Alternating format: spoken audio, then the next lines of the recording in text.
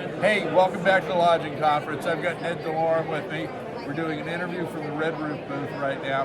Ned, good to see you, my friend. Good to see you, Craig. What are you thinking of the conference so far? Great conference. People seem optimistic in spite of the overall macro situation with high interest rates. I think deals are still getting done, albeit it's much harder given the environment, lack of financing, lack of cheap financing, and we'll get through it. We always do, and and I think you're right about that. We've also had a generation that is seeing the highest interest rates of their careers at this point. So we've had some sticker shock. The Fed's been ratcheting up interest rates. Lenders have clamped down more and more. Our deal volume in our home state of California is off by about 60%. But what are you doing out there right now? Because you're on the front lines. You got your thumb on the pulse of the industry, at least in California, if not nationally. Yes. Well, I am involved in a development deal in Los Angeles, and it's we're getting it done, but it's been painful, and only because of an A-plus location and a great brand. In this case, it's a Hilton product. And wasn't able to put together the financing.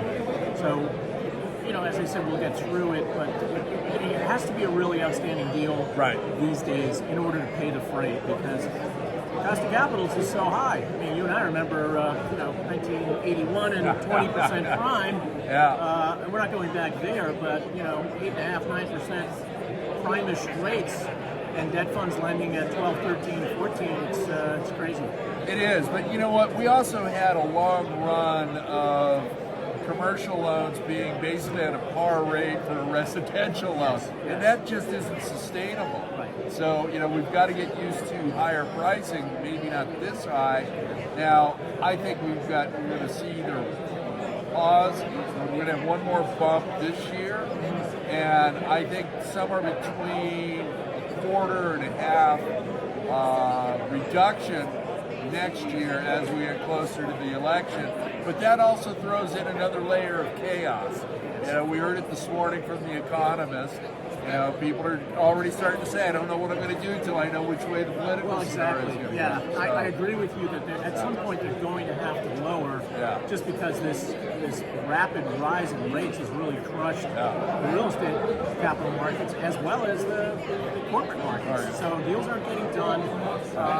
It's much harder to make sense out of the numbers, and it made a lot of sense when you could build a hotel in a good location when you can borrow money at 3, 4, 5%, but those days are long gone.